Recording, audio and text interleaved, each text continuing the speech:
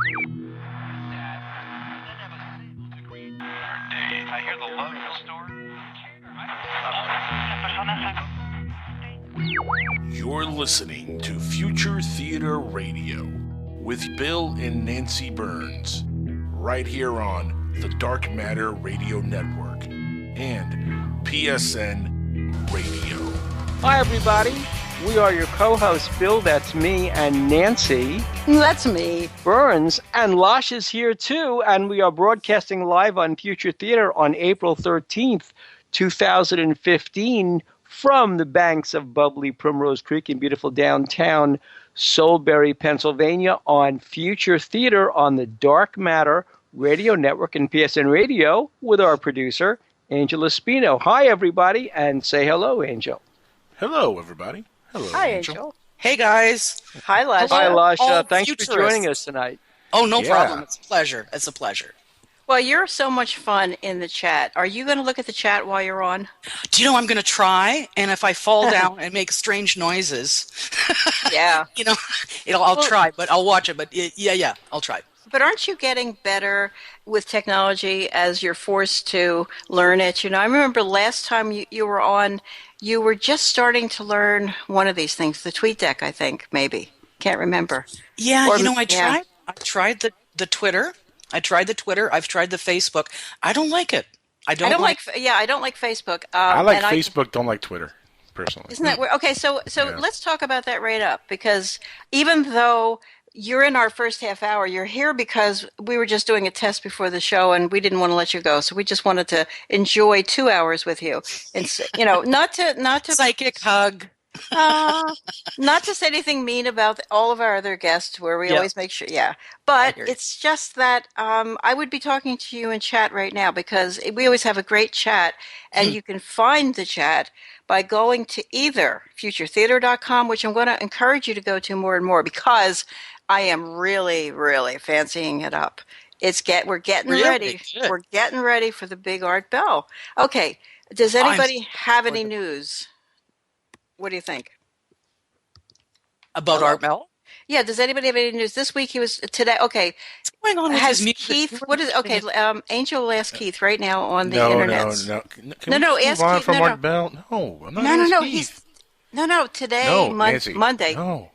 Monday. I don't know anything Monday. about Art Bell. I don't know who that is. Okay, Bell see. Gap. Extend the I Bill know. Gap. Really? I plead the fifth. Okay. Well, how come why can't we talk about Bell Cab? I live there now, practically. Really? Yeah, I'll tell you why. Because oh my God, this has been such a great year so far, because having been fired finally 2 years or a year ago now from, no offense, UFO Magazine, I miss it, but I don't. Mm-hmm. I've spent a year developing my own stuff. All the companies that were dying on the vine, as I had to do, sometimes you get a job, you got to finish the job for pay, right? Sure. Absolutely. Yeah. So nobody's paying me now, and so now I'm making product that I've always wanted to make, and so I'm in a state of bliss. And I finally solved the problem that will now allow me to make the hyperzine, which I'm going to start doing. And when you see the hyperzine, maybe 2 or 3 months from now, say 4 months from now, after a couple of them have been out there, Wait a minute. What's a hyperzine? It sounds like something you put on a wrap. I'm still trying to wrap my head around that one, too. So. Okay, so and I work with her. I have no See, idea. I've been building the concept of this, and it goes like this. I believe you should be able to get a publication. Now, publications are still important, be they books or something else. Mm-hmm. You trust that somebody curated the material you're about to read, that it's got a beginning, middle, and end. It's not like just going to a website and wandering around, and it's not like picking up a book anymore, because when you pick up a book, I don't know about you, but I start hitting the words with my finger, expecting the dictionary to come up. You know? Oh, it's a new age, isn't it? Don't have that problem now. Well, it comes from yeah, you're right. Publishing is completely changing. I mean, I remember when I first got into publishing years ago when the earth was green, I started out as a typesetter, and I would type on these long... What were you typesetting on? I was a typesetter too. Oh, really? Was one of these ones with a long tape? Okay, with but the was it rolls? an iTech, or was it a CompuGraphic, or was it a Lino? I think it was Lino something. Was Was an old thing. Yeah, Linotronic, right? That was the Cadillac of Hey, it. Bill. Hey, Yeah, it was a little publishing company. How are you doing, Bill? I'm guys. fine. We're Hey, the word guys. girls. Hillary. Okay, so Hillary announced today. So you guys had better get used to this. Mm-hmm. Women talking to women. I'm my moving to God. Canada. I'm moving to Canada. What if I women? live there. Yeah. See, All what if right. all the countries had women running everything? It would be such a different world. Absolutely. Because women create families and groups. Men Right. create hierarchies. Right. And You know? women include people and solve problems rather You than ladies forget we're in this mess because of women. like who? Eve eating the apple. Thank you very Oh, much. for God's sake, Please. that's stupid. Please. That's stupid. See, that's why you should sit in the back of the room, okay? Because what current woman right now is to blame for your troubles the way that the Bush family is to blame for your troubles, or whoever runs the world, the people that are stealing all the money from everybody else. And Also, there's no women bankers that are doing that. I mean, very But few. the mythology There's about both. women is Come changing. on. The what? It used to be in the Romantic era that it was the Virgin Mary and Eve. Those were the two types of women, No, right? there was also the whore, Mary Magdalene. You got to get. She's always part Right. of it. Well, Yeah. they sort of lump her into Eve. Is that sort of Oh, okay. mythology? But it's kind of nowadays, messed up that she turns out to be like Jesus' wife, and they called her I the know. whore. Yeah, she was his See, wife. that's the hatred of That's women. messed up. That's Exactly. the victors exactly- writing the story. Of course, she was also his half sister, but that's just neither here nor there. They were all inbreeding back then. Anyway, continue. I remember when I was younger and I was taking creative writing classes, learning how to write short stories, and I was doing it with a very famous Canadian author, and he used to take Who? His name was Rudy Weeb. He Okay. wrote Temptations of Big Bear and that sort of stuff. Did you ever hear of William Goyen? No. Texas. Okay, see, he was my mentor. He was a famous Texas writer. Isn't Oh, that really? weird? Such useless information now. I know. I know. Anyway, well, Rudy took one of my stories. I had written it from a man's point of view, and he really raked me up and down. He went up one side of me and down the other. It was Why? it was a story about a World War I guy in the war and what he went through. It was called Monuments, and I did all sorts of research on it. And he said to me, "You can't write this. This is a man's story." Well, I was livid. I was just livid because why not? It's squiggles on a page. Do you know? Right. Right. This is, right. why is it, sexually specific kind See, of there stuff? are only individual voices. Vonnegut is not a guy's voice. It's an individual voice. And people of both sexes can read a good voice, be it male or female. But Rudy had a point, because Rudy said to me, he said, "What kind of story is this, the one that I'd written in Monuments?" And I said, "It's a testimonial," because it was about a first person, about a soldier in World War I. And he said, "Wrong." He said, "It's a quest story." Men have quest stories. They go out and they quest to the dragon. They try to kill the dragon. They think in linear terms. They have to have exactly. They have to have a goal. Yeah, it's an age-old thing since Beowulf, right? Both the guys right now and all the guys listening are going crazy with this conversation, saying, "Where's it going? Help us!" Where is it going? Where it's going is the fact that then Rudy said to me, "Name me one female quest story." Right. And I couldn't. Joan of Arc. What? No, that's in the male criteria. That's like sort of male-ish. She's just plugged in sort of a male She's a girl. Wow. Man, though. That's a profound question. So let's so what are the most important female stories? One could say Cinderella.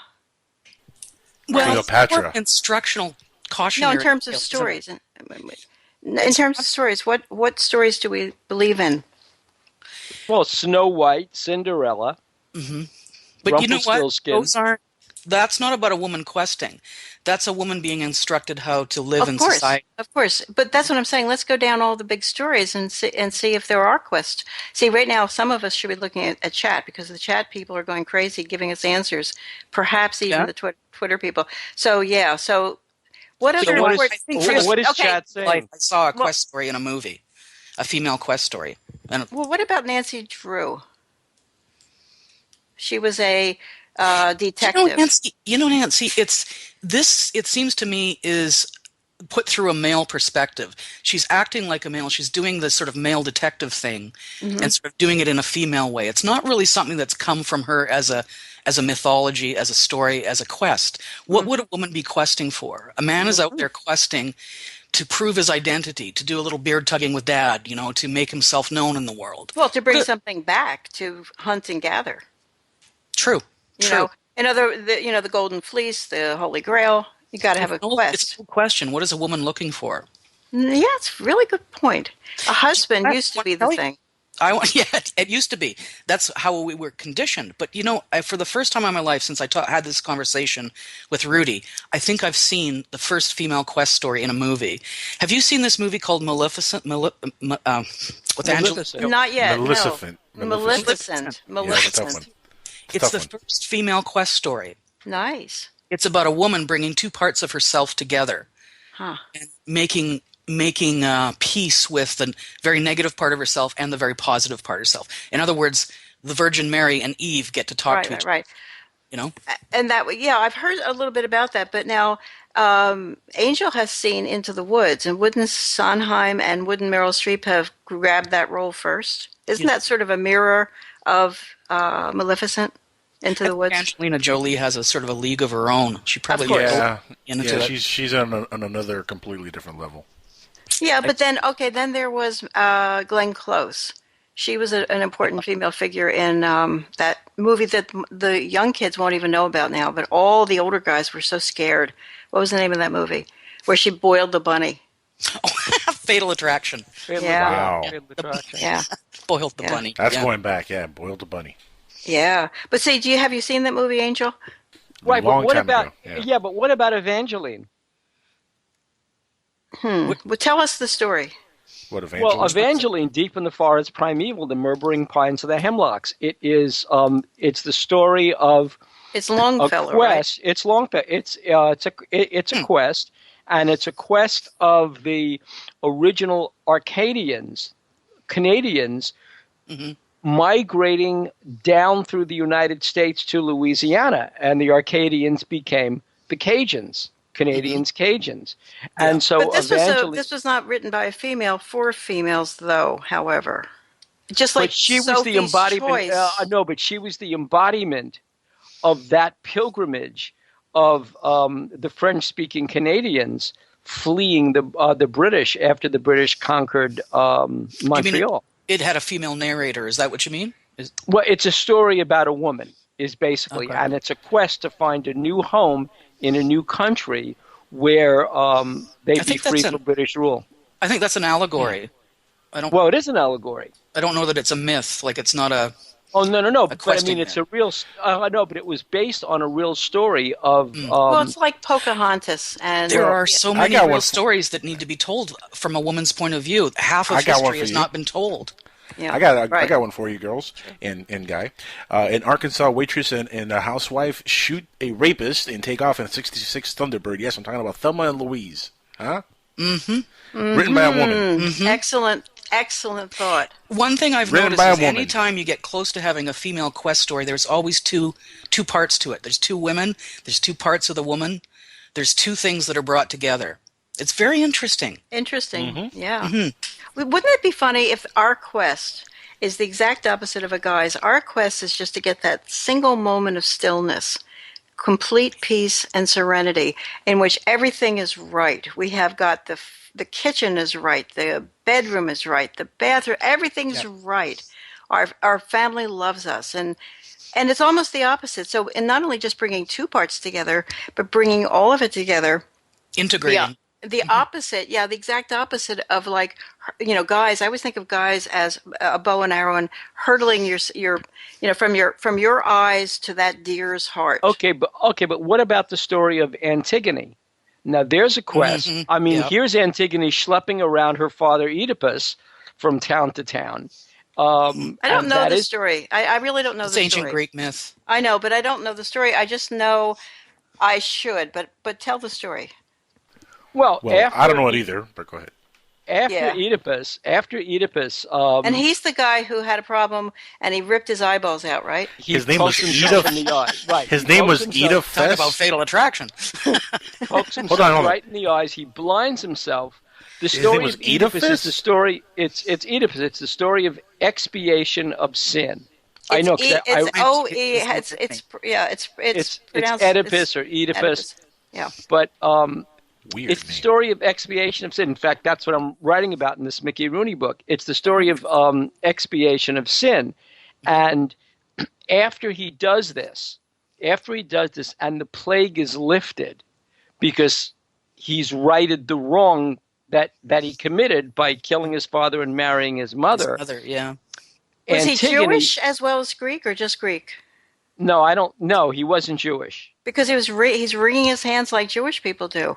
Like, Well, ay, he's ay, ay. he's poking himself in Right. the well. No, he blinds himself. He blinds himself because when he sees the truth of what he did. Oh, wait, he slept with his mother, right? Right, he killed his father. Okay. and then Okay, married his mother. Freud had a field day with it. Okay, hang on, guys. I want to talk about three movies, because there's this thing that keeps happening in movies, the new movies, and also that TV series called Black Mirror. But here's the things. It's the movies, The Interview. Some of you have seen The Interview. I've not. Okay, the movie Hot Tub Time Machine 2, or whatever the new second one is. Some of Right. you have seen that movie. Hot Tub Time I haven't Machine seen it. too. I seen the Okay, first and one, then not the second. Okay, and then SwearNet. That's a new movie with the Trailer Park Boys. Now, these are three love comedy.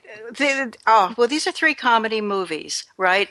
And they all have the same kind of theme. 3 or 4 or 5 guys, like The Hangover 2 or whatever. They all hang out, and they do, and terrible things happen. But in these 3 movies, there's a new theme that I want to quickly talk about, and it is this having to. There's no other way to say it. Jewish is Time travel. Stuppus and Tuckus are rein is the Jewish term. Stuckus? What? Shukas and Stuckus? Sorry, I'm Stuppus and Cuban. Tuckus are rein. I'm Cuban. Sorry, you're speaking We different always language. My Stuckus is a Bookus? What? Like a vault. Well, okay, so what that means is sticking something, the poor Whitley Strieber Oh, Nancy. It's a bend over and a cough kind of thing. Ah. thing. Yeah, but it's the central thing. Take in me all to your three- dealers. It's all 3 movies. I'm telling you. In The Interview, the guy had to stuck the thing up his tuchus because he had to hide it somehow. So of course, and that's very drawn out. I think the sex roles in a lot of movies are changing. I think you're absolutely right. And it'll be very interesting to write about or to really take a look at that, because what I keep calling him Jim, but his name's Bill.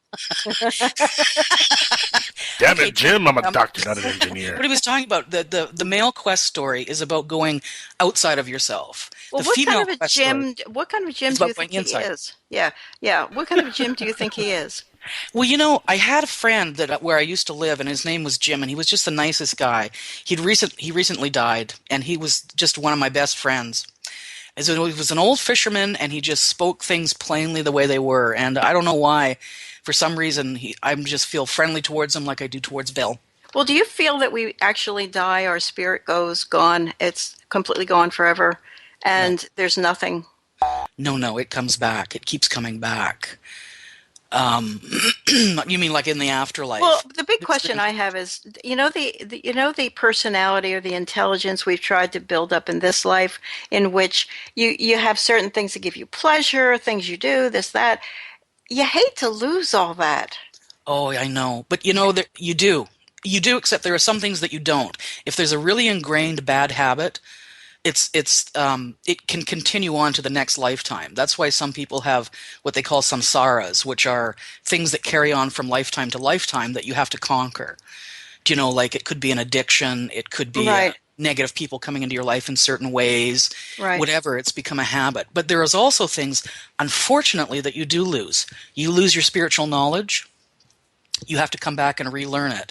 You are at a certain level spiritually, but once you start to relearn it in the lifetime that you come into, if you've been very highly realized in a past life, it'll come quicker, the spiritual movement. Well, do you think there's such a thing as a bardo or an in-between place? Yes, there is. I remember talking to Kala Rinpoche about this, and he was a very highly realized Tibetan tantric lama, and he told me about the bardo, and we discussed it at length. And the bardo is, we all go into it very, very quickly and out of it when we sneeze, Ah, when you have an orgasm, very, very quickly. Like, the bardo is the space between life and death. And it encompasses a great deal of what your soul is, or your purpose is, or your mission is, if you want to call it that. Well, real quickly, just to insert, Terence McKenna in the latest show that's on the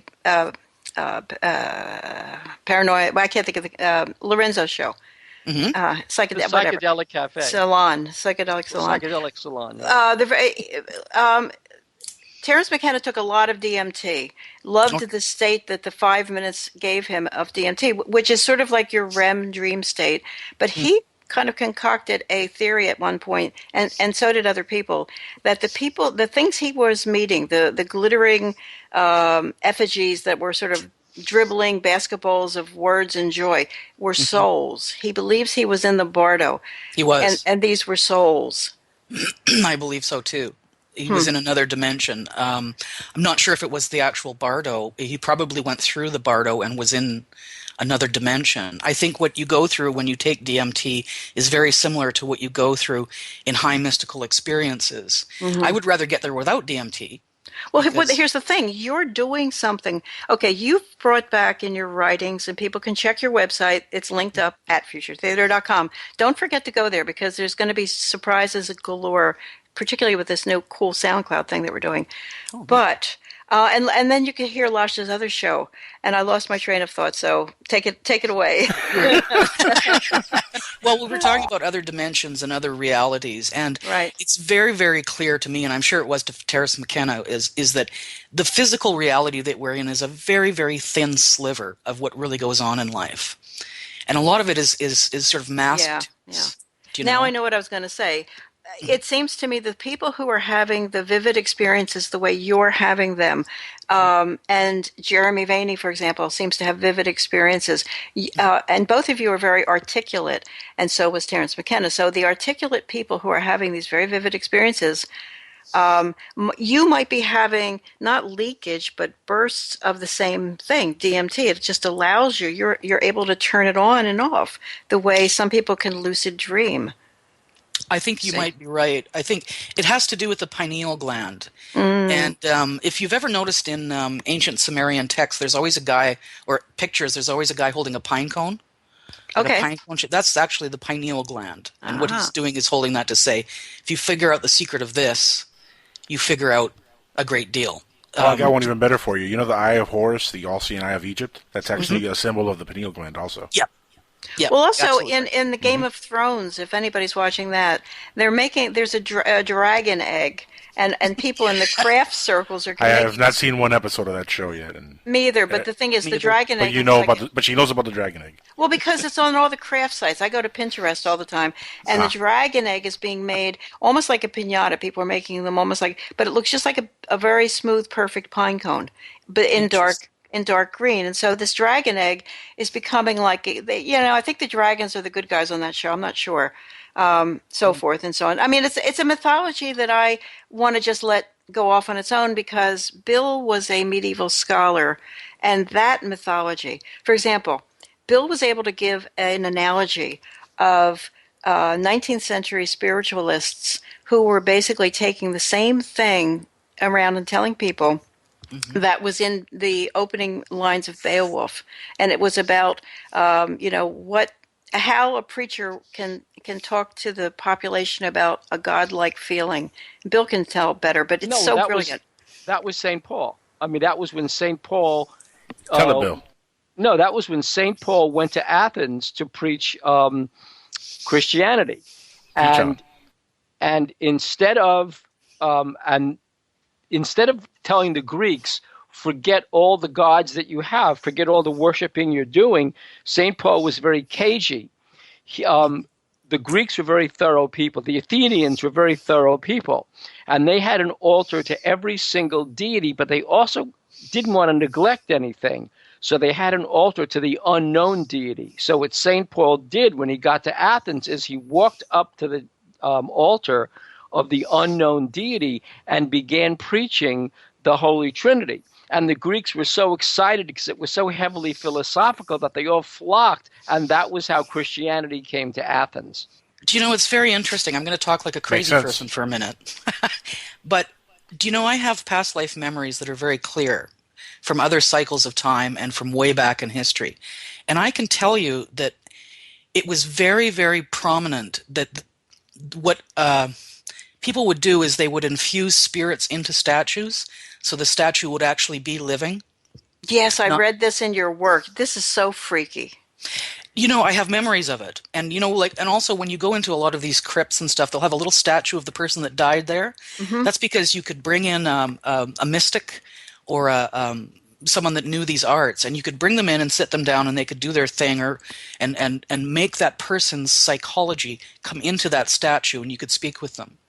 Wow.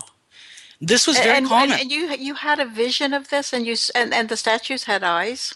Yep. Yeah, they do. And that's why the noses are knocked off, because it's done with the breath. When you breathe life into the statue, you do it with the breath.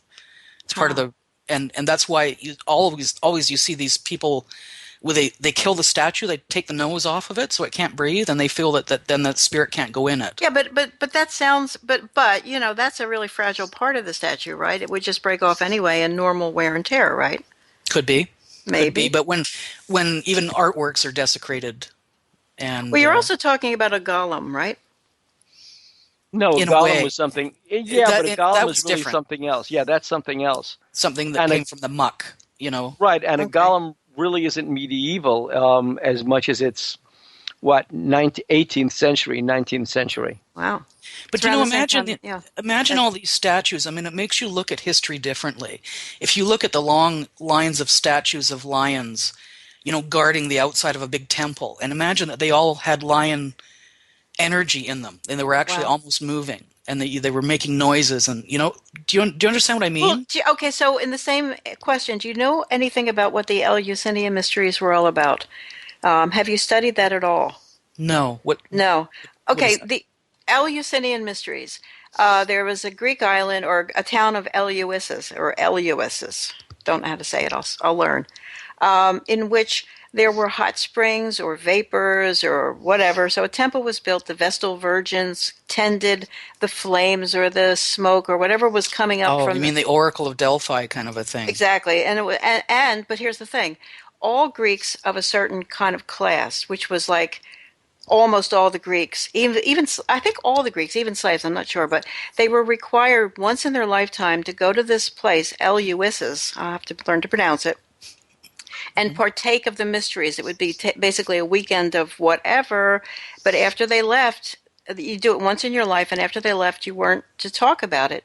But it was something that you... Anyway, so I wondered, so since you can't tell me anything more, I was wondering what it is they were drinking, smoking, and imbibing, whatever. What were the mysteries? And, you know, Terence McKenna has, of course, assumed they might be some kind of drug. And in fact, they have jugs from this era in which they were used, the ceremonial things, and they believe they have actually, they know what's in the wine that people drank. And it's a version of ergot, probably. Ergot. I've heard, too, that it's the lotus flower, or the, what is it, from Egypt, that they think that had a lot of it in it, too. Yeah, like poppies. But, you know, I think these would be things that would open the mind. I don't think that they would bring forth a spiritual experience. They may make them more plausible, or they might loosen the mind up so that you can experience them. But I don't think it's people, you know, getting together and kind of getting stoned and pretending that's spiritual. I don't think that's what's going on. I think there's a real realm. You know, I have not. Sounds like a good time, though. Yeah. Well, have you ever done that, Lasha? Done what, DMT? Like, no, gone out with a group of people, gotten stoned, and had a good time. Yeah. Okay. Yeah. Actually, it's very difficult for me. I mean, because I very easily disassociate, and I found that when I was in school and university and stuff, and you know, you smoke the drugs like the other kids do, I found it a frightening experience. I found it really, really scary because it's this Well, feeling of not being in your body. Did you smoke pot or salvia or Just something? pot. Just pot. Back in the Yeah, 70s, in the 70s. Well, what's happening now, I believe, with I think what's happening now is a very good thing because a few years ago there was a cancer scare in our family. Not a cancer scare. My sister was worrying and she was getting some tests done and stuff. And so I began to research cancer cures or cancer on the internet. And I ran into Ricky Simpson. Do you know who he is from Canada? Ricky Simpson? No. He's like a folk hero to me. And he discovered that if you can really mash down potent marijuana, you distill it till it's a really thick, oozy oil, and it's very potent. And you put just a drop or two under your tongue or in your cheek, and it will cure the most severe cancers. Really?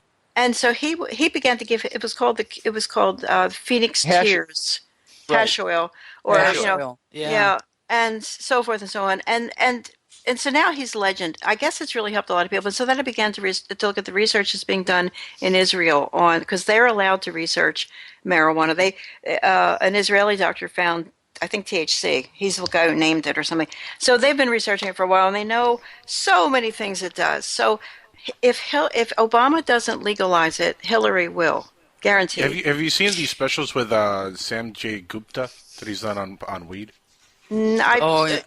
They're probably, after the stuff I immersed myself in, including that guy Joe Rogan, there's a really deep font of knowledge you can now dive into, or a deep pool of knowledge on this stuff, and you could be well guided. But you could look at Phoenix Tears, you could look at Ricky Simpson, you could look Run from the Cure is his famous movie, Run from the Cure.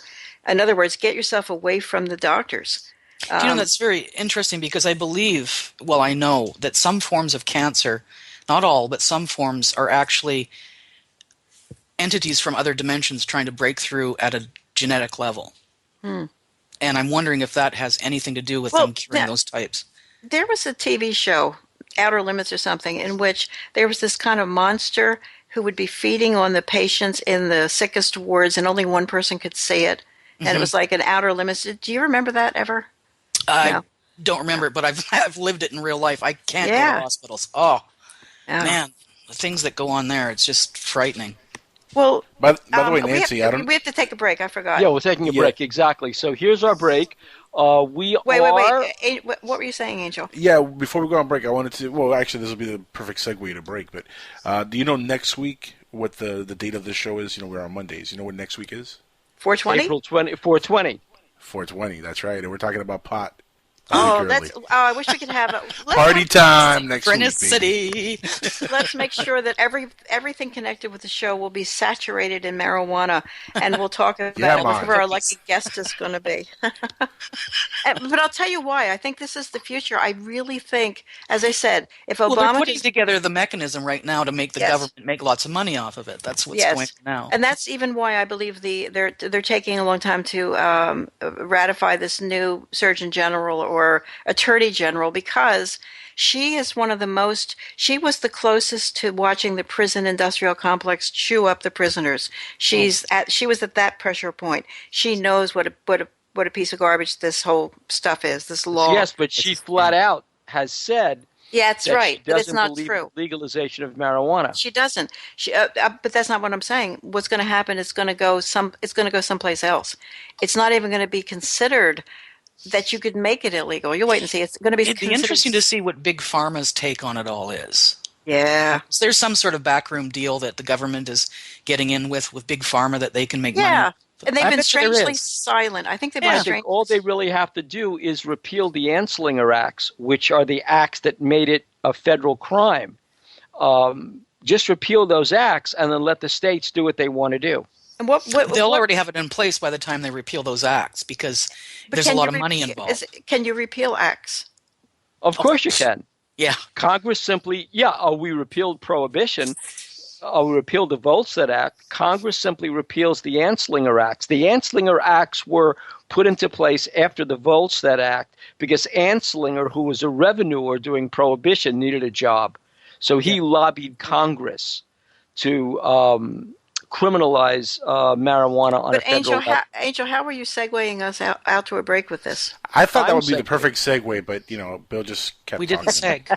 And everybody else kept talking, and Okay, it so just kept we didn't going. weigh. Okay, so here I sagged. here's You the guys seg- didn't wait. No Bill, way. take it away. Here's the segue. Here's the segue. Folks, we're going to take a break now. Stay tuned, listen to these messages, and we'll be back with our guest, Miss Lasha. Jim. Jim. After the break, you're listening to Future Theater Live with Bill and Nancy Burns on the Dark Matter Radio Network and PSN Radio. And we're back on Future Theater Live. We had a great conversation during the break, coming up with a new idea for a show that I won't be on, but coming up with a new idea for a show gonna be called great. The Witching Hour with Nancy and Lasha, and every week or whatever the schedule is, Nancy and Lasha would interview a third woman, and Angel would produce it, and they would beat him up. Yeah. I've always wanted to be a punching bag on radio. Why not? Well, I think it's kind of a half-boiled idea. I think we have to do some more boiling. We could do some more boiling, but I think we could make it sing. Oh, I do. We do. I think so Now, too. See, I am people gonna don't- be- People I am gonna don't be that know, guy. Lasha, what you know.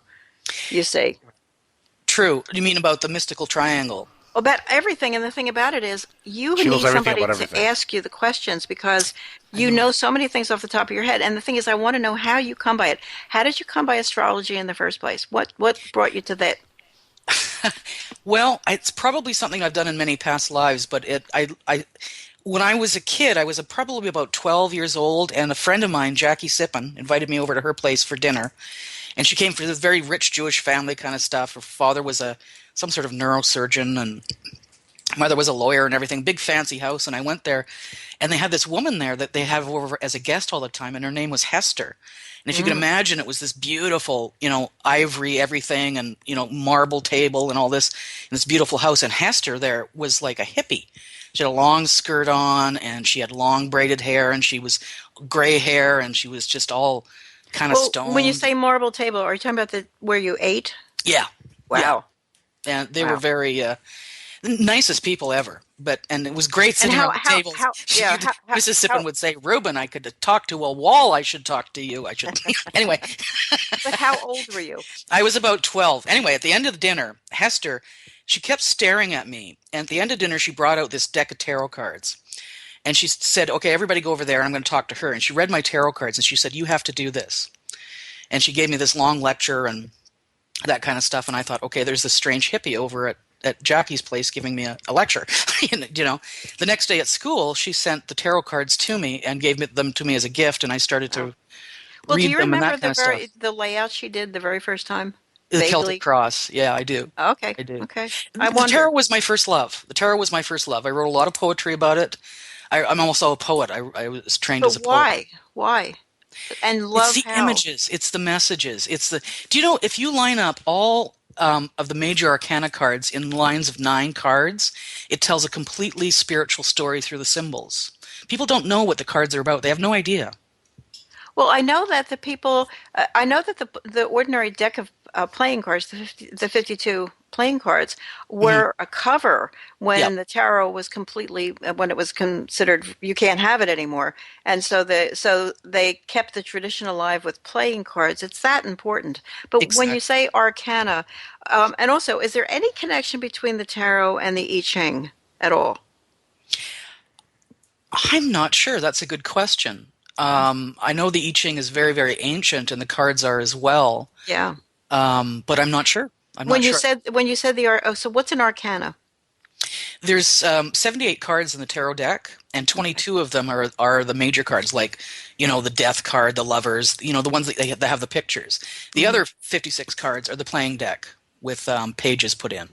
So you're right. The playing deck was integrated into the tarot deck at a certain point, mostly during medieval times when everybody had to hide from the church, including witches. Yeah. The whole thing.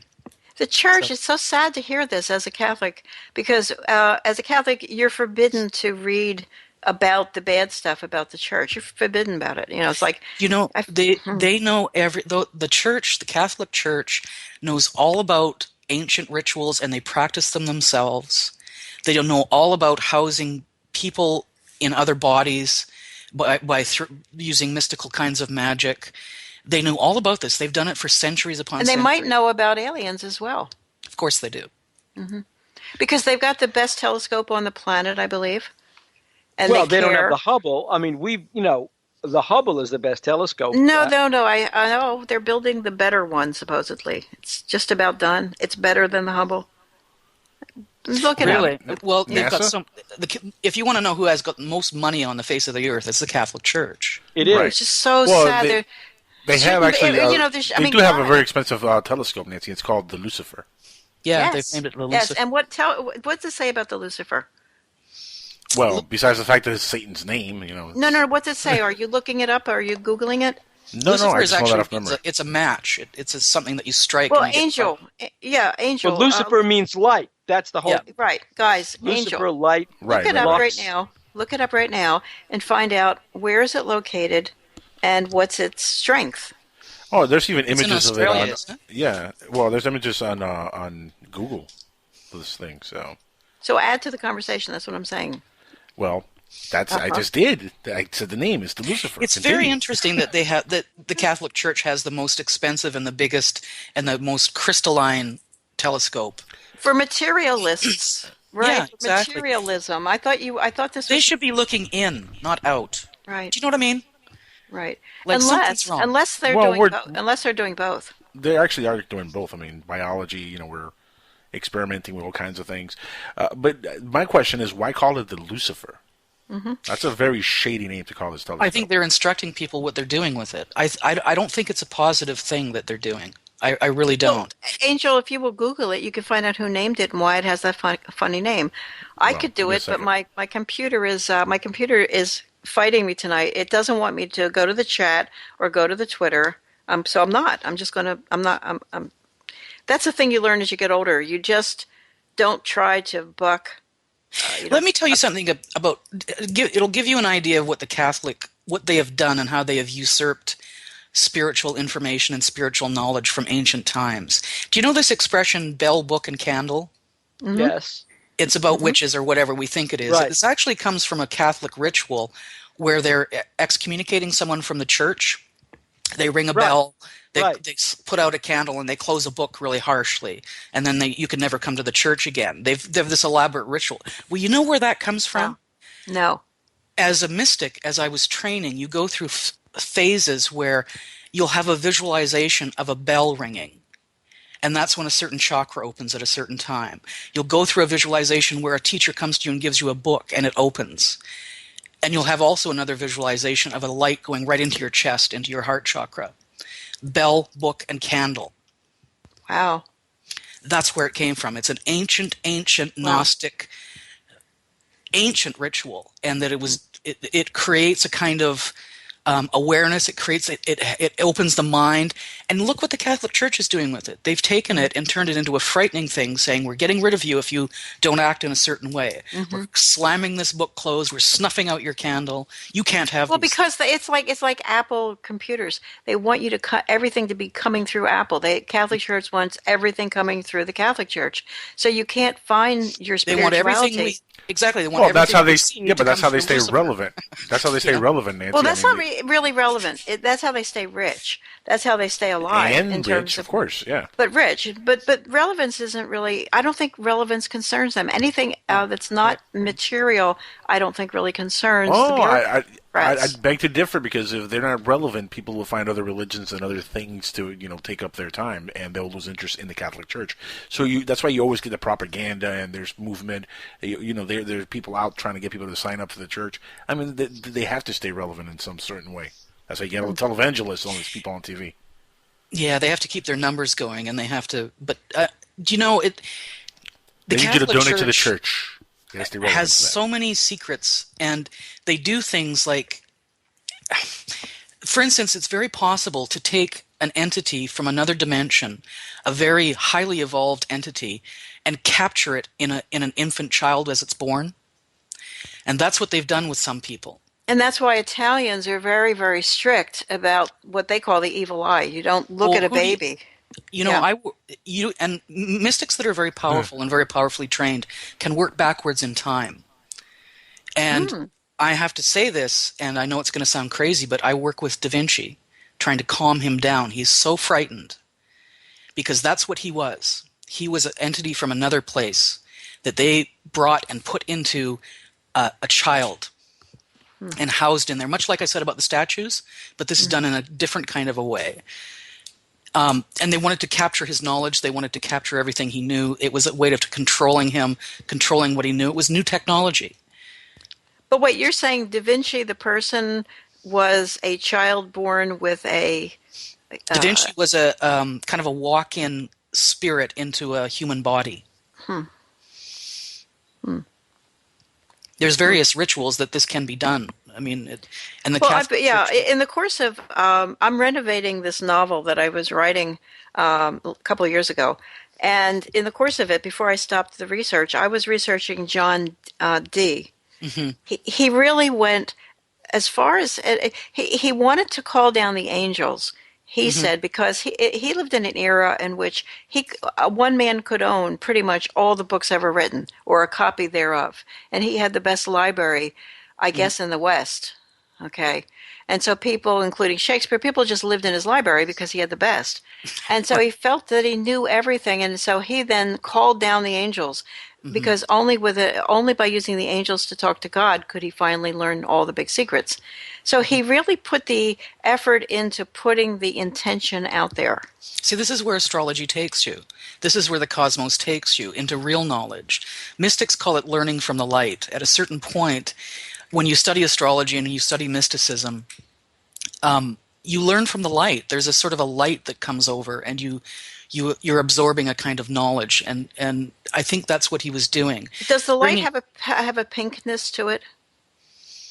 It could. It could. Because that's what, I've mentioned this before, Philip K. Dick believes that somehow that light flashed upon him. He considered it the all-knowing mind of God or something, but it just kind of flashed over him once when he was having this amazing experience, and he spent the rest of his life trying writing to duplicate it. Yeah. That's what mystics call learning from the light. There's a lot of times, people, they close their eyes and they see black. I don't. I see light. Well, I see black. Yeah. Well, I see white light. It always starts out as black, but yours doesn't start out as black, like No. a black curtain. No, it doesn't. No. No. Maybe you have like that second eyelid thing. Second eyelid. Yeah, maybe I'm a lizard. I could be a lizard. You could be. I mean, oh my goodness. Have you ever seen the beautiful... I'm going to mute myself for a second and laugh really hard. Hold on. Have you ever seen the beautiful lizard eyes? It's on a YouTube video in which they are gold. They go over his red eyes, and they're like gold filigree on a lizard or a frog. I can find it. It's the most beautiful thing you've ever seen. Oh no, I haven't. That sounds very intriguing. This Earth, between dimensions that have eyes that are very much like that. They're mostly orange, though. Yeah. If you say, okay, now do you get triggered, as they say? Like if I showed you a picture of this lizard eye, which I do have in my files, I'll find I'm not a lizard. I hereby say I am not a lizard. No, but do you get triggered? Where people are nowadays saying they get triggered if they had abuse in their past, or if they had alien abduction in their past, and something. And show her my picture. Show her my picture. I've had a long history in my childhood of very bad abuse, and so I know exactly what they're talking about.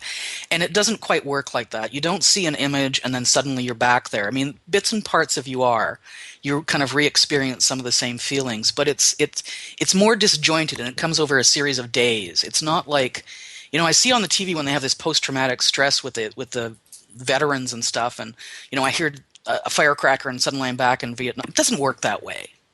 It's not like that at all. It is for Vietnamese guys, or it is for the soldiers. I beg to differ. I had a junior high school teacher, Mr. Siegel. I'll never forget this guy. He was a Vietnam veteran, and he would have flashbacks in the middle of classroom. And true story. One day he's sorry, go ahead.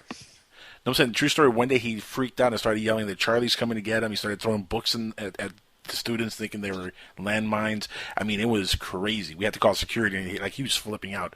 And then like 10, 15 minutes after he was flipping out, he came back to reality, and he started like teaching again. And everybody was like gathered around him, like all the teachers and security guards were like freaking out. And he just started going through his lesson like it was all good. Right. Like nothing had happened. Did he quit? Did he quit afterwards? Did he stay teaching for many more years, or? Oh, he stayed teaching for a long time. I mean, I don't know how much longer. I was there for another 2 years after that incident, but from what I know, he stayed a few more years. I don't know what ended up happening. But in the TV shows, they make it sound as if the person with post-traumatic stress disorder is somehow living in some sort of land of the old. Like maybe they would have a flash for 10 minutes, half an hour, but it doesn't last for days and days and days. In the sense, no, yeah. He snapped right out of it, like in 10, 15 minutes. So absolutely. Well, see, I wrote this book called Waiting Wife, and now I'm going to have it as a hyperzine. So that's what it's going to be my first hyperzine. So forth and so on. Folks, you could buy Waiting Wife on Amazon. $5. Go to Amazon for $4.99. You could buy this book. I must have wonderful book. But here's the thing. I've bought it. It's great. It's wonderful. But here's the thing. My ex-husband, we got divorced eventually. He definitely had that, and it was terrifying because he would he would dive under the table. The back of his neck would be all red, and he would be completely covered in sweat, and then he'd be mortified. Right. And this is I can understand that because when the same emotions are triggered, for a few minutes you go right back into that. Well, here's the thing: when you hear this certain sound, this high pitched whine, like in this case it might have been a wasp, but a high pitched whine, that meant that the incoming was coming in. Yeah, it's a mortar. It's the sound of a mortar. And your ability to move quickly will save your life. And so when you hear that sound again, you just move. You just move. But you see, there's something very interesting about trauma. Being someone that has been through it, it really causes the mind to open. Once you get through the trauma of it and sort of heal some of the, the emotional issues underneath it, it really creates a different kind of way of looking at life because But what about revenge? What about revenge? Do you have to expiate it the way we were talking about Oedipus? Is there some kind of revenge thing you have to do to be free of it? I don't think so. I really don't. It's just life. It's really part of life. I don't. So you don't feel you have to balance the scales and do some nasty deed? No, I have to understand it. Everything is the negative experiences are just as much teachers as the positive ones. But why would a child be put through some negative stuff? Why? What was that child specially selected to? Yeah, probably.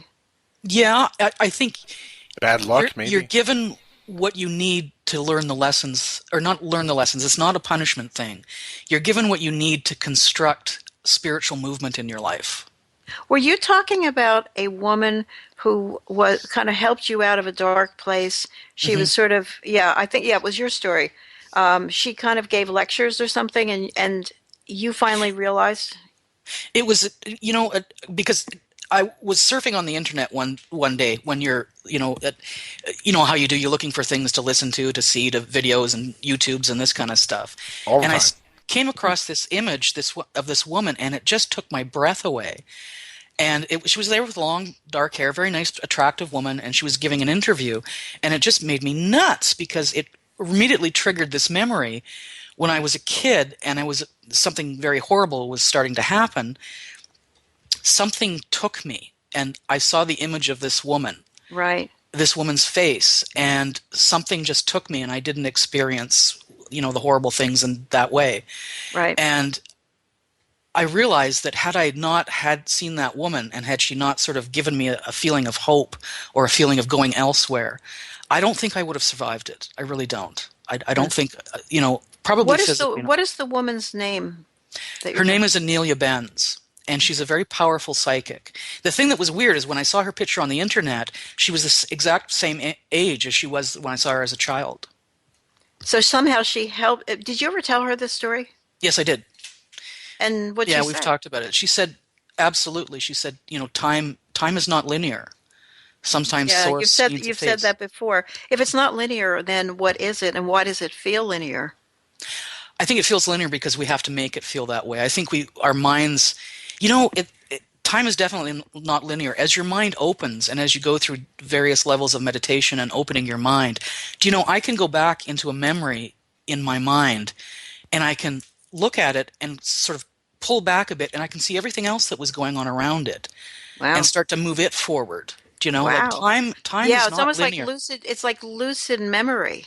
but conscious. No, but like lucid dreaming, but lucid. Like in Yeah. other words, you're not. It's not just a flash and it's out of your control. You can No. freeze the frame and you can look at it. Yeah, I can go, oh, that person was actually standing over there, and So they in were. other words, you're actually putting yourself back into it. Yeah, and it's a part of what most anybody that does spiritual work comes to these things. It's a kind of what people call remote viewing. It's actually a form of bilocation. You're actually in two places at once. Well, now talk about that. Have you left your body and floated about, and there's a long silver cord? Sometimes, yeah. Sometimes, yeah. Can you project yourself out, or do you just get jettisoned out? Nowadays, I just get jettisoned. But when I first started it, do you know it's very interesting? This when you first start doing very higher levels of meditation, you come to a point where you're connected. Your chakras are connected all the way up to source. And I won't go into the details, but at a certain point, you're out and you're standing in the cosmos, and you take a step forward, and then you start moving. You can start moving at that point. And if you're really, really still connected to your ego, and it's very difficult for you, an actual piece of little earth will come and you'll step on it, and that will start like the Little Prince. This is exactly where the idea of the magic carpet came from. Wow. Spiritual travel, and you see a lot of these movies where these guys from other dimensions are coming in and they're on these surfboards and they're coming. I know exactly what they're talking about. Well, have you ever wondered, though, are you going mad? I know I asked you this last show. Yeah. Yeah. I've given up thinking that, I suppose there was a time when I thought, oh, gee, I'm seeing all these things, I'm learning these things, and I realize I'm not like other people. I still keep trying to be like other people, but I'm not. You know what I mean? But no, I'm not crazy. I'm not at all. It's wow. It's where you go. I mean, if you went to an enlightened person, and I'm not enlightened, very, very far from it, not even close. But if you went to one of these highly realized lamas and you asked them to describe what reality is and what they see, they would refuse because you'd lock them away. Why? Like why? Because there's energies and entities all around us at any given time. There's strange things that happen. There's things that you wouldn't dream of that you are capable of doing. Reality is very, very different than the physical reality which we walk through every day. Very different. You can see people walking down the street with these things following them. You can see, oh man, you can see so much.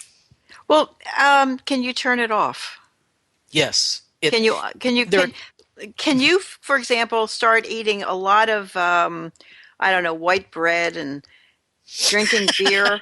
And would you then clog up your third eye and really kind of dull That's when everything? you switch to wheat bread and helps you clean the eye Yeah, out.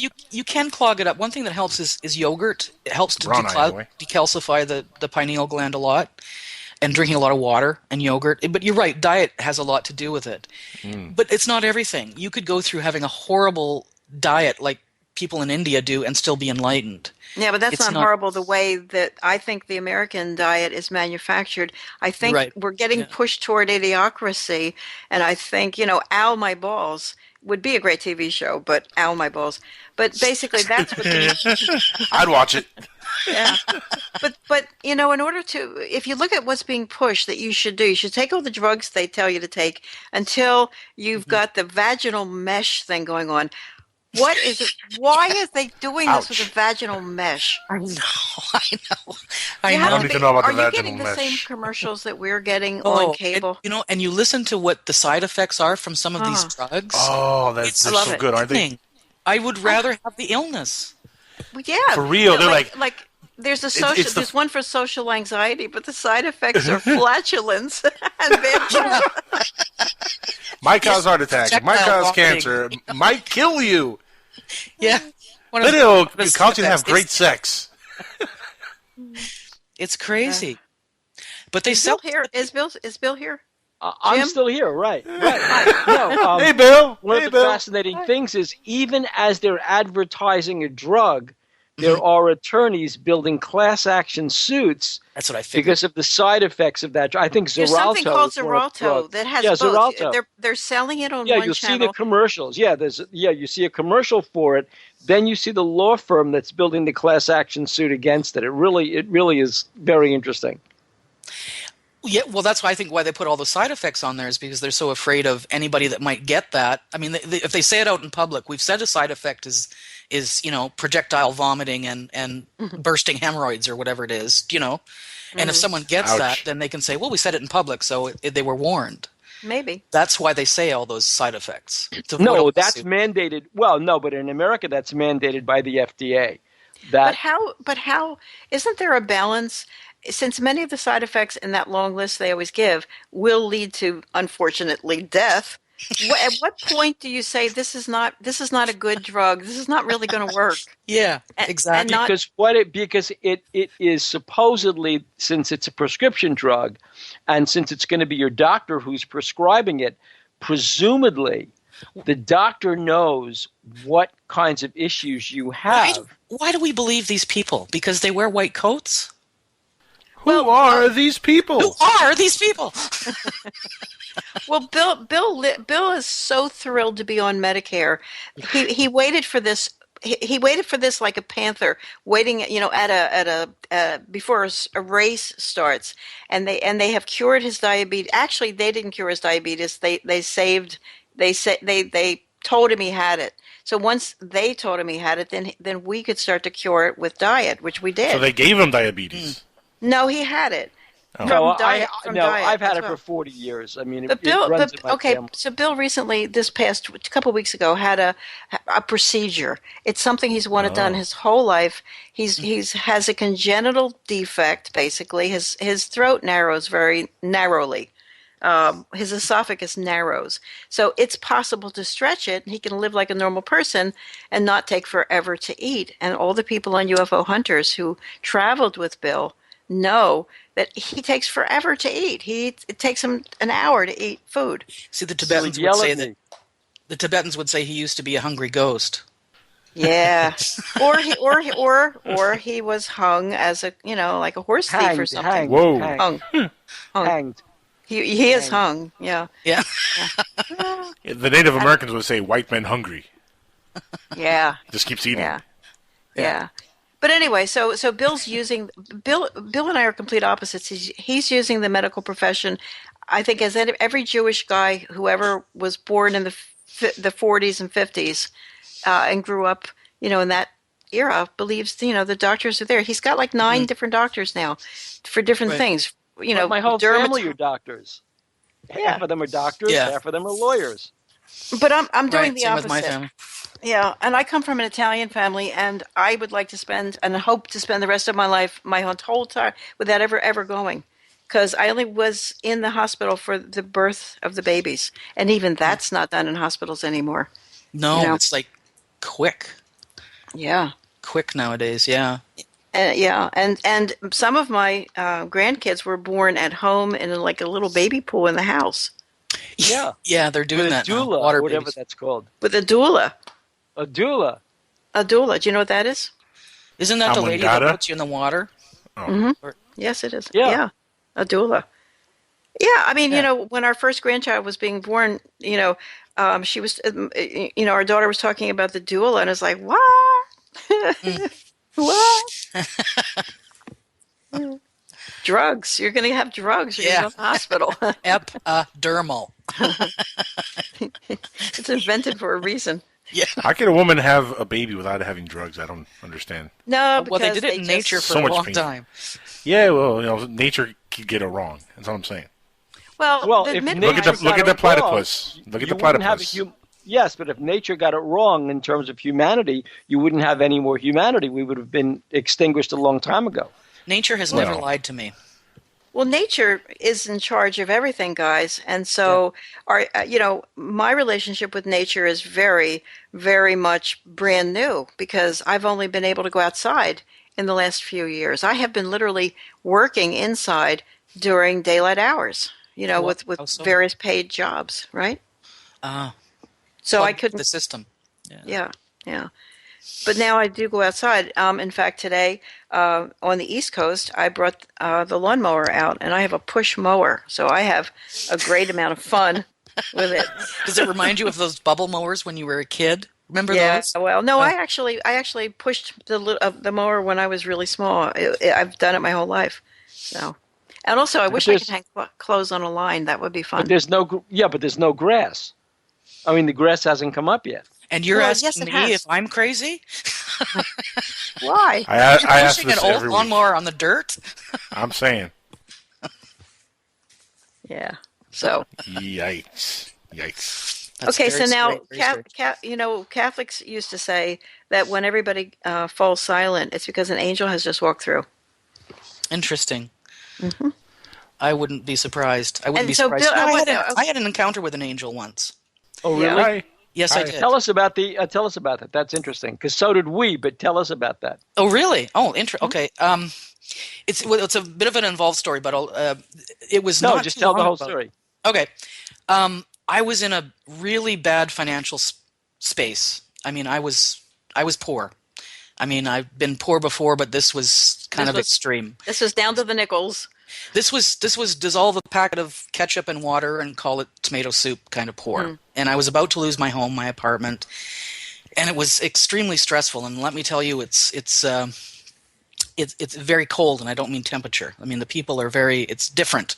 You never forget it. Anyway, I was trying to resolve myself to this and trying to just get through it and trying to what was going on. And I was driving in a car, and it was actually our van, and I was in the passenger seat and driving along, and suddenly everything that was three-dimensional and I guess you would call reality just sort of went on the back burner, and I was aware behind me on the right side of this being that was and when I think about it now, I think he was really, really large, but I was seeing him as sort of as normal sized. And his back was towards me, and he was extremely muscular. And he had gold. He was like wearing gold on him, and he had sort of a gold emanation feeling to him. It wasn't a glow, but it was kind of like that. And I would kind of move my gaze and try and see him, and he would move so I couldn't see his face. And I realized later that it probably would have been completely overwhelming to actually see his face. And this kind of went on, and for, I don't know, maybe 2 or 3 minutes, and then without moving, that I suddenly saw an image of him sort of crouched down low on one knee, and then he was gone. And I thought, this was very strange. I thought, am I what is this? Because this had a palpability to it. It wasn't just sort of an imagination or whatever. This was something, that really came over me. And it was very strange. Anyway, the next night, or that night actually, I was sitting reading a book, and again from my right side, I heard this voice say, "Enjoy your new level of prosperity." And that's all I heard, was like a voice in the room right behind me. And I thought, this is I'm going crazy. I thought, is this some part of myself that is trying to come to terms with going up another level of poverty, or whatever you want to call it? I thought, I didn't know what it was. Anyway, within 3 days, I had a job. I had I'm going to get teary here. I had an apartment to live in an area of Vancouver that I wanted to live in for many years. Living in a luxury condo and a job at the same time, and basically all of it was solved. And if you want it to get even weirder, when I was moving in to that apartment, which is the apartment I'm in now, on the doorstep there was a newspaper, and the headline of the newspaper was "Wish Granted." Wow.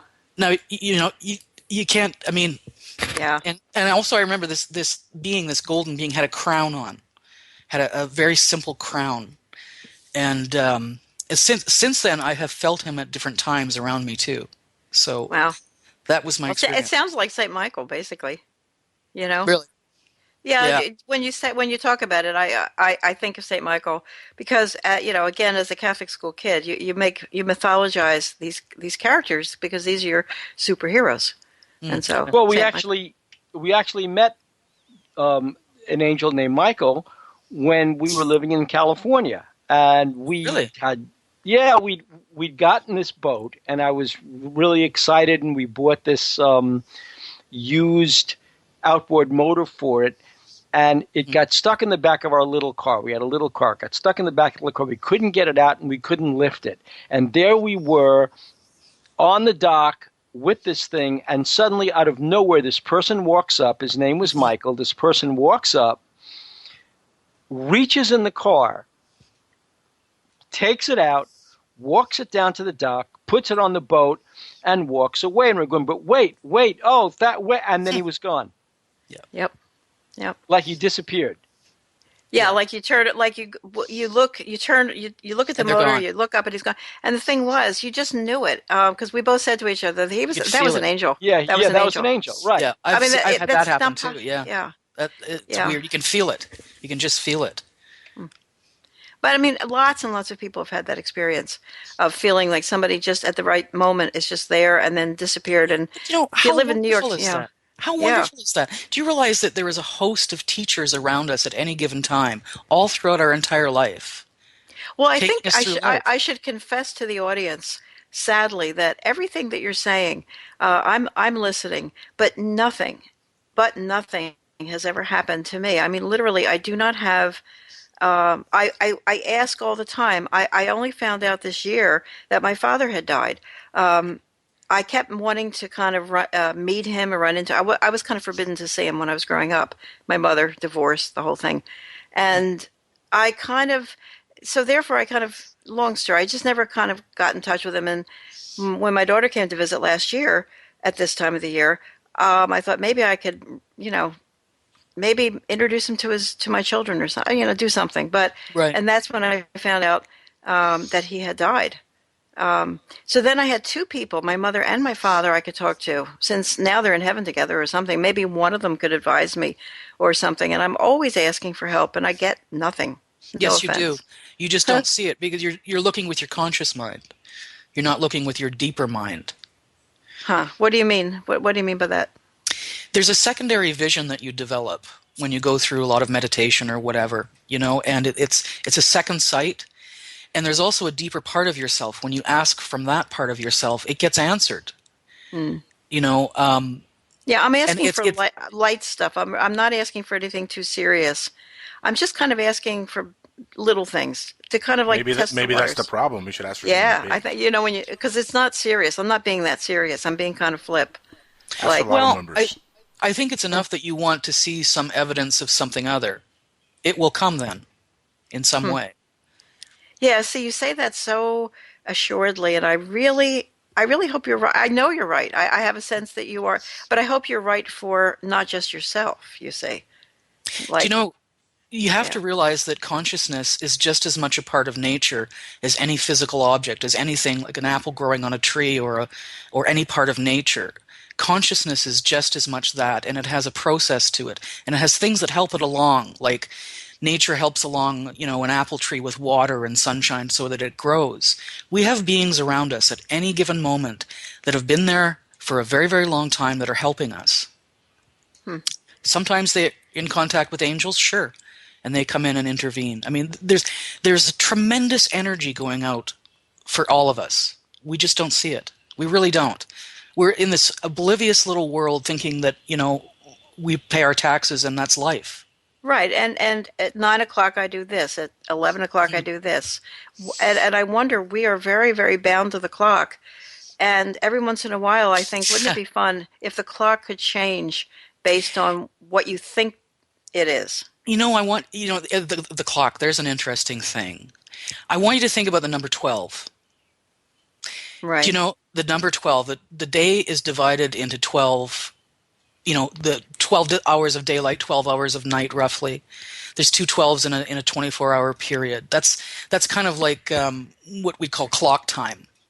And then if you look at the seasonal time, there's 12 months. There's 12 Right. months in the year. That's sort of more earth time or seasonal time. But there's another kind of time that I kind of like to call psychological time, and that's the zodiac. And that's the stars and the cosmos that are right around our planet, because there's 88 constellations that we know about, the 12 that are the zodiac. is what we've chosen as the 12. There's that number again, 12. And do you see the sort of how time sort of comes in like rippling outward? Well, Do you know? there's It's all based on this number. Right, because all of the universe is circular. Ah. Do you know other universes are based on other numbers? Well, some people think it's because we have alien DNA and thus 6 fingers, and that's why the 12. Or our ancestors, there are decimal numbering systems, No, but as the well. orbits are roughly circular. That's Right. why the number 12 is so important.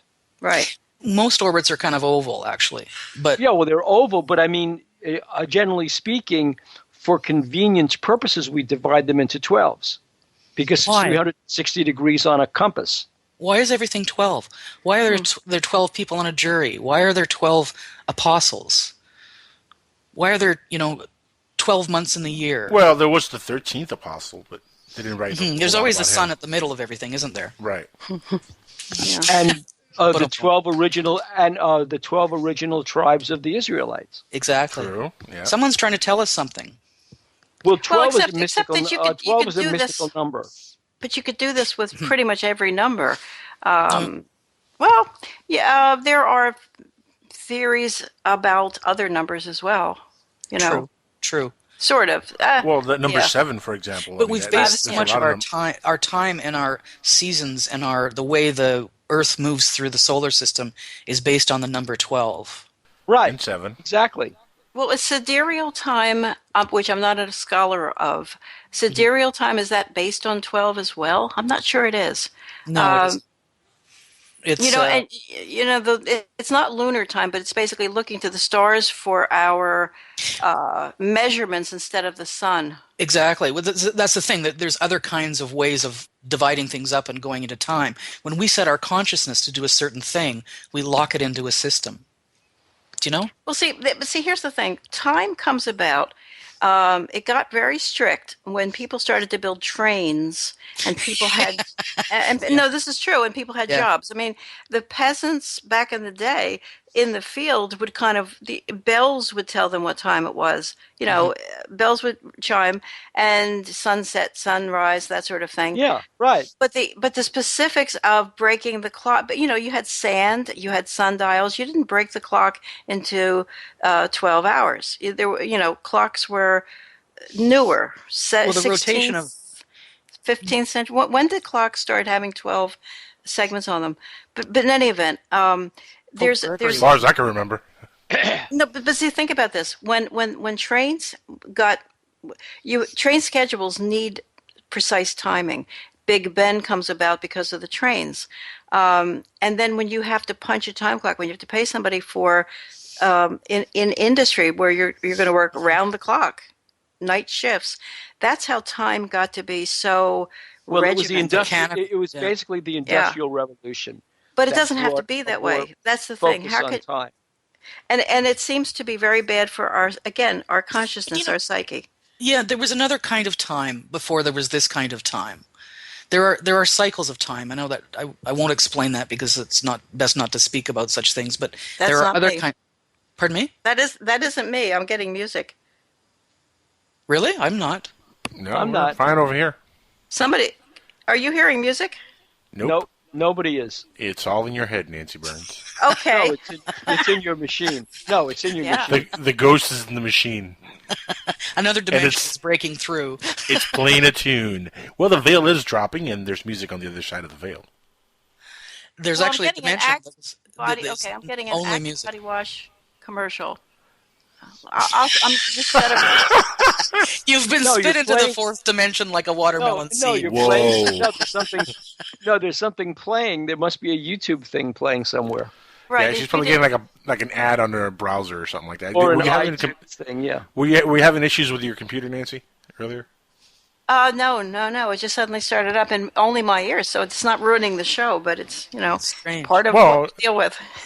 It's probably. It wasn't until you started talking about it, then it just derailed the show. I'm sorry. Yeah, true that. Maybe that's what it was. Could have just kept going with it. It would have been It good. was the Archons trying to derail the show. Well, And here I thought it was the Men in Black. Right. no. But no, these are very interesting concepts, and they're very ancient. And I think there used to be different ways of looking at time. That's where we're going. Oh, so describe that. Like how? How could we do it Well, differently? the cycle of how long it takes the Earth to go around one entire cycle of until it's back in the same place. I mean, the circumference of the Earth is the exact same amount. Um, um, as like, how can an eclipse happen exactly? Yeah. Everything fits into something else, and I think there's a bigger concept of time that's working. Well, There's the in other clock. words, they used to call it like a great clockworks, the whole entire universe, right? Do you know, it's very interesting. There's a lot of people. There's sacred numbers. Like, have you heard this number that's sacred 108? People talk about 108 moves in Tai Chi, and there's great artworks in India with 54 devils on one side and 54 angels on another, and they're fighting and pulling, and you Okay. see this Yeah. number going over and over again. Well, I can tell you that what that's about is it's a moon cycle. It's 4 cycles of the moon, 4 times 28. And if you start meditation, a certain kind of meditation, a certain kind of practice on the new moon or the full moon, and you do it for 4 months, you'll go up to the next level of awareness. Huh. There's a bigger clock at play, much bigger. And does the moon affect one's ability to think, or one's moods? Yeah, it does. I'm kind of a reluctant astrologer. I mean, of course I'm an astrologer. I have been, I write columns for newspapers, and I've, done all that kind of stuff. But do you know what? I'm old school astrology. Yes, the moon affects us. It does. But don't open up a newspaper and think that that's astrology. Mm-hmm. It's very, very, astrology is how they used to put societies together. Well, tell me what you mean, and what astrology seems to be a science. It can be lifted to the level of science, not just. Yeah. Astrology and astronomy used to be the same thing until the astronomers Right. decided that the scientific method and this kind of stuff, and but before that, for thousands upon thousands of years, it was a system of putting together time, of understanding our different energies, of understanding what the psyche is doing in different time cycles, these kinds of things. I received the the lost keys of Enki from a very powerful mystic. And one of those keys. And tell folks what that means. Well, in ancient times there was this the keys. They're called mes. They're me. They're pronounced mes. And if you possess them, you're supposed to be like kings would win wars and this kind of stuff. But what it really was is, at the beginning, there were beings that helped out, and one of them was what you would call Enki.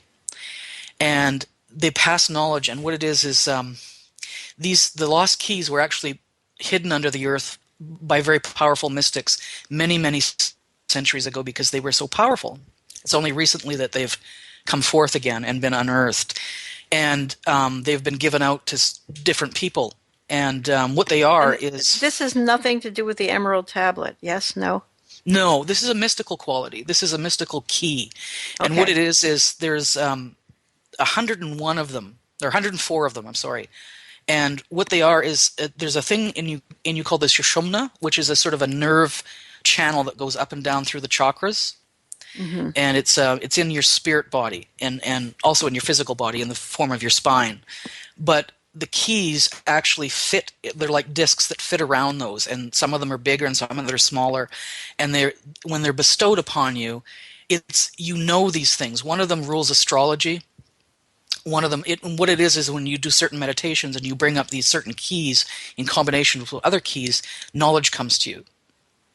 Well, I'm not explaining it well. Well, are they like mini CDs that slip between the discs of your spine? It's a ethereal level. Some of them are very, very large, and they look like these great snowflake networks, kind of made out of ethereal light. Some of them are very small, and the last one is sort of a little spark that goes right into your heart. Wow. And what's the purpose of that one? this is how knowledge was brought in other cycles of time so that societies could be built. Some of these keys rule, like, of course, astrology. They rule things like language. It's how you build a non-consciousness into a consciousness. Mm-hmm.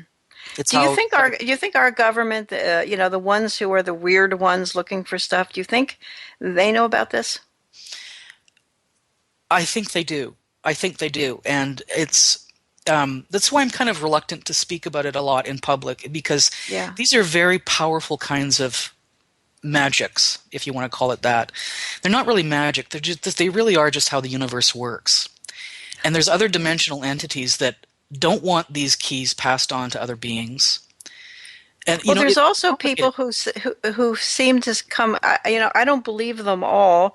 I don't want to believe them, but there are people who come forward and say the government has kind of tried to break people's personalities so that they would then be vessels for this kind of knowledge, like they'd be special people or something, and then they would be the government. They could usurp it. Yeah. Well, see, there's a theory. There's a theory that we are all extraterrestrials, and that we all have certain kinds of powers. We're a very empowered species.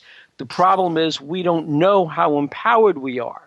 And for governments to function, they have to suppress that level of empowerment by imposing on us various kinds of things that literally block us. They're like blinders from seeing that power. You're absolutely right. And there's a lot of that kind of magic that goes on. A lot of it is in the architecture of how the cities are built. I mean, I could go on and on. Of course, it has to be what we were talking about earlier. There is this kind of coarsening.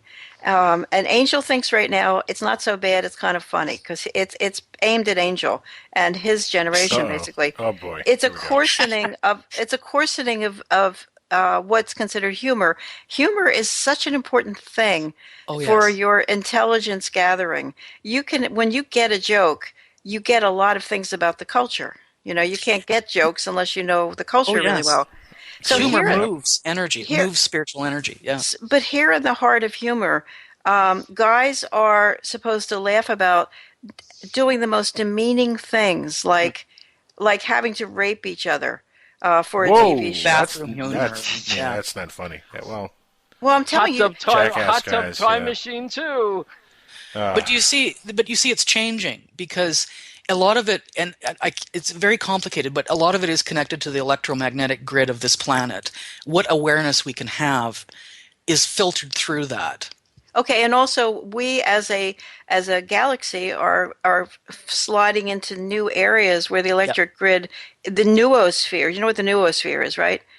The noosphere is the kind of thought bubble that surrounds the Earth that we create. That's the living that we are creating. The mystics used to call that ether.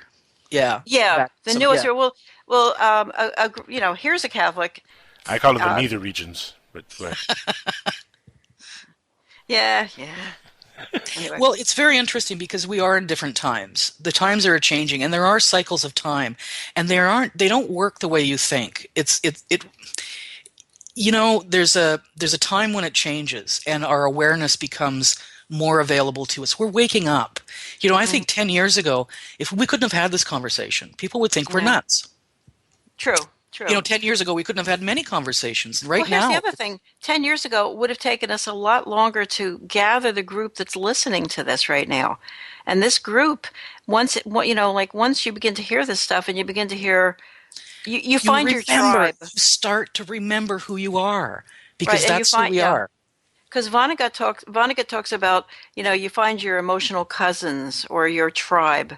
You can do that with the internet now. That's the one thing that, and there is strength in numbers. Once you realize that you're not alone in your thinking, no matter how stupid you're thinking, you will find the internet unites the world, Nancy. That's what it is. It is. I know. It really is. The internet's made the world smaller. Yeah. Thank God. Thank God. Yeah. In fact, and the internet has speeded things up. I mean, that's one of the functions of that level of communication is the speed at which thought moves. The speed of thought is as fast as you'd see a UFO travel. Isn't that interesting? Well, Yeah. would you say all of you, all three of you, would you say your attention spans are getting shorter? That's interesting. I would have, What- yeah, I would say so, but longer in another way. There's another part of your mind that sort of develops, and you're having deeper thoughts, I think. Yeah, I think I'm working more hours because I'm working when I'm not working. Because I can keep, like, you don't have to wait till the library opens, Right. Lasha, I have a question from the chat here. They want to know what your thoughts are on the law of attraction. Karma. It's everything is attraction. Do you know? People often, the people wonder why the powers that be are trying to destroy the oceans, trying to destroy nature. All these terrible things that they're doing, and you know what they are? Dumb. Well, no, they're not dumb. You see, you have to realize that the score for this little game of theirs is kept in another realm. It's not kept in this one. We are electromagnetically attracted to this grid through our DNA. See, there's the word attraction. Mm-hmm. We're attracted to this planet, which is actually kind of a dream. We're attracted here, and we're here. They want us to go because they want this planet because you can ascend from here. If you're born in this region, if you're born here, if you're born with this DNA, you can move spiritually. Not like that in other places at all. Okay? Well, what about where does the soul come in, if there is such a thing? There is. What do you mean? Where does it come in? Well, when you talk about with this DNA, if you're born here, you can rise. Well, do they want us not to live here? Do our souls have to be here? Something like that? Do we go where our souls are? Do we all have souls? Like, yeah, exactly. Are we all Yes, sharing you the do. same kind of souls, or? If you're alive, you have a soul. If you're a sentient being, you have a soul. Well, I take that back. There are beings that don't have souls, but I don't think they were born here. Well, let me just insert this, because most people are not. You guys are not going to believe me. Bill knows this is true, but I have a 7-year-old grandchild who is playing a game. It's called Minecraft. She knows the game. She lives the game, and there's a thing in Minecraft, a monster or something that requires children's souls. Interesting. That's what it. Isn't that the weirdest thing you've ever heard? No, that's ancient. I mean, yeah, but it eats children's souls. And I looked at her and said, wow. And I bet she loved that game. She does. It's Minecraft. It's called Minecraft. I know. Yeah. Well, it's part of nature. Everything, it feeds on something else in a way. If you could see ethereally what I can see, like there's entities around you at any given time kind of floating around, kind of taking the energy from the hormone secretions of your body. There's it's very different than what we think. It really is. No one can take your soul unless you give it away. And if you've done that, it's because it's for a reason. You want to go on that journey. Your soul is your own. If someone tries to convince you that your soul isn't, then you can be lied to and go into a very mistaken place, and they can feed off of you then. That's more like what would happen with that kid being their soul stolen. Do you know? Mm-hmm. Yeah. It's more kind of a trapping where you're under that, and then you're under the impression that your soul is gone or that you're in some sort of suffering, and they feed off that suffering. But I can't decide if telling children that they have souls is appropriate for a game, and then to tell children that they could, like the monsters after their soul. I wonder. It's every about that. nursery rhyme. It's every nursery rhyme. It doesn't say soul though, straight out. Yeah, true. It seems You're like right. it seems like that's this seems like odd to me. That's It is, and of yeah. course it's I agree. these are characters in this thing called Minecraft, and these are not in the game as you buy it. As you buy it straight up, this is not there. But they're called mods. They're little things you buy, little extra parts of the game. They're like extensions, right? Yes. Yeah. You add in that bit of the game kind of stuff. Mm-hmm. Right. Yeah. There are some very strange stories being told out there, and I think a lot of it is because we are, as a culture, as a society, as a people, we're waking up, and these stories are starting to feel very real, because you know what? On some level, they are real. They are real, yeah, exactly. Yeah. Well, for example, if you've ever had a dream about a movie star, Elvis Presley, Angelina Jolie, whatever, whatever you're going to have a dream about, Sure. you've never met that person, but in your dream, you're intimate. You just know that person. Right. I used to always have dreams that I would be able to advise Princess Di because I had been through what she was going through. I had gotten married under kind of not false pretenses, but it didn't turn out. It wasn't How dare Princess Di try to quest for things? yeah. They took her out, didn't they? They sure did. Yeah. But I used to have dreams about Princess Di, and it would be so thrilling because she'd be grateful for the advice because I could give her advice from the ordinary world, which she had to leave. Once you're a celebrity, you're not part of the ordinary world anymore, so you lose a lot of power. It's like, a giant has to fall to the earth to get his power back. Do you know, it's very interesting that the turning point culturally for women when Princess Di died, or her life, and then when she died, because, she was a real life princess. She wasn't a fairy tale one, and she did everything for her family. She could be that beautiful, that intelligent, that wealthy, that good a mother, and they still hated her. Well, yeah, and you know what else? I used to go. Actually, I should put this on Amazon. I have a bunch of books. I would go into the bookstore. They would be expensive books, if you know what I'm talking about. These are books of her dresses, okay? And I would just flip through, and I would always feel like I'd been, like looking at pictures of the saints or something. I felt like, wow, because she had such great taste. Taste is so so delicate a thing, and when someone has taste, you just know it. And so, I would. She was quite remarkable. Yeah. Yeah, exactly. And she was, yeah. But an interesting turning point for I, women. Yeah, I think everybody kind of and I think Hillary is going to be, it's going to happen again. This Hillary thing is going to be big. I can feel it. Well, no, she scares me. Hillary is very occultish. She's more dark. Oh yeah, yep. She'd be the dark version of Princess Diana in a way. I wonder, why do you say that? Because I think feeling? Just a feeling. And also if you have to be if you're that high on the levels of power like that, it's not for good reasons. Right. Right. But see, people believed that Obama was going to, they actually believed all the things that he said he was going to do. And of course, it looks like even if he meant it when he was campaigning, he couldn't do all that stuff. Right. That's what people needed to believe at that time. Yeah. But I never did. I was kind of way too old to believe that sort of thing. So I don't feel really disappointed in Obama or angry because I never believed in the first place. It's just a guy, But see, with Hillary, I believe that she's going to be different and that the world is ready for a different. And also, by the way, there's a show called Veep, V-E-E-P, with Julia Louis-Dreyfus. And if anybody... Well, yeah, but if anybody's a member of the Illuminati, it's got to be Julia because Louis Dreyfus is a really big name in finance. Okay. Oh, is it? I didn't know that. Oh, oh my goodness, huge. She has the biggest money. She would have Illuminati level money. Is Lasha your birth name?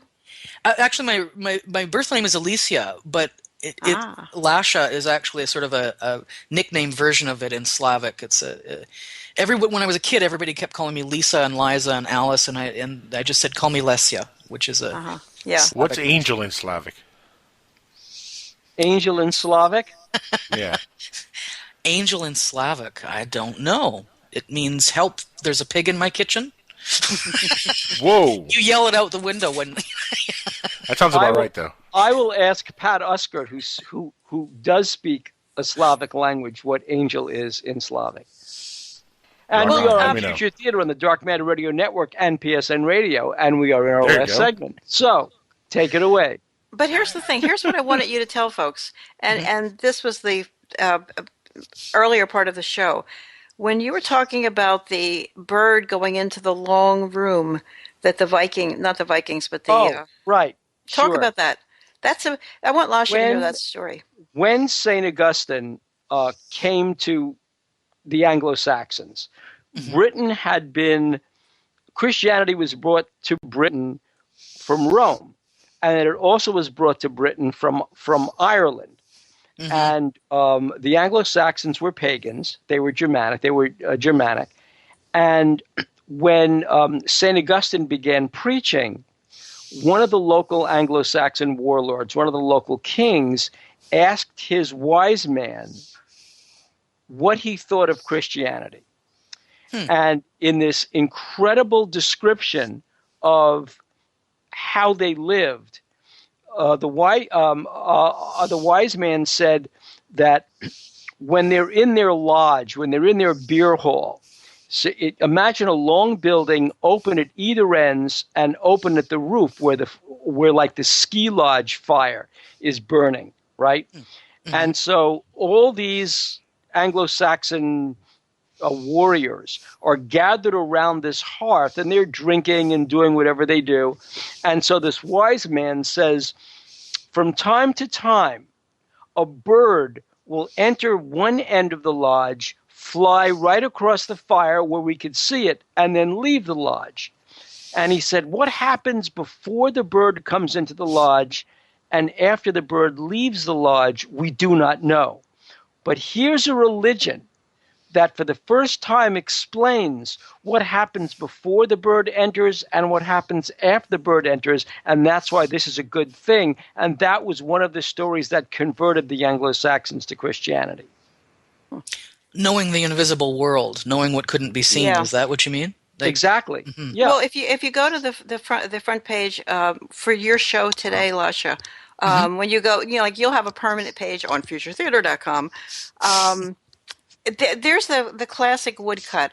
I wanted to put that on the show tonight. It's the woodcut of the guy poking his head through the cosmos. It's like he's on the Earth. He pokes his head through. What is that about? Do you know that? Poking his head through the Earth. Well, no. He's the on old woodcuts. He's on the cosmos. Go to futuretheater.com if you can, and just look at the show, and you'll see it's one of the most beautiful woodcuts ever, where he's sort of looking, he breaks through it. He's looking at the whole cosmos, the whole world outside of the world. Isn't that beautiful? Yeah. Wow, he's looking at other dimensions. Notice that there's several other suns there. And notice up in the corner, there's the wheel within the wheel. Wait, let me get it up too. Yeah, good. This is exactly what I was hoping you would do. Yeah, and the tree of life right in the middle of things. This is a mystic. This is someone looking at other realms and other dimensions. Yeah, this is a very famous woodcut. I don't know its origins. I should find out and put it here on the. Where do you see the tree of life? Right behind him, where his foot is. Oh, that's the tree of life there with the... Well, partly, yeah. Yeah. Just when you go through meditation and you go through and you're coming up to a different source, you do see fields of undulating light, very much like what's depicted behind what he's looking at. Yeah. And also, when in ancient times and when the Gnostic times, when the mystics would come out of their trance, they would go underneath the earth and actually do it for about 3 or 4 days, and then they'd have to find themselves all the way through this tunnel in complete darkness, and they could only rely on their second sight. This is one of the tests. Oh, really? Yeah. When they came out, they had to come out into a field of undulating wheat. And that's partly depicted in that cutting. Do you see the... Yeah. Why would you have to come out to a field of wheat? It's such life. Ah. And it works in such a way with energy blown over it. So that's a ritual. That's a ritual Absolutely. for initiation, basically, right? Yeah. It's what Lazarus, when he was raised from the dead, mystics often called it being raised from the dead, is when you've gone through that underneath the earth. Right. And someone comes and initiates you back out. Well, we've only got three or so more minutes. And what holiday today, I pose this to the world, what holiday today celebrates that very thing that you mentioned? Oh. The woman who goes down below to get her daughter, Persephone? No. That's not a holiday today. It's Easter. Easter. But it's a more common, well, I mean, Easter, yes. No. When you think about it, we were talking at the beginning of the show about the quest of the hero. And one of the quests that the hero does is the hero must go to the underworld, encounter his own death, and when he successfully encounters his own death, he comes back to the world of the living. And that's the story. But a great quest is that's a metaphor. Demeter. Yes, but that's the story of Odysseus.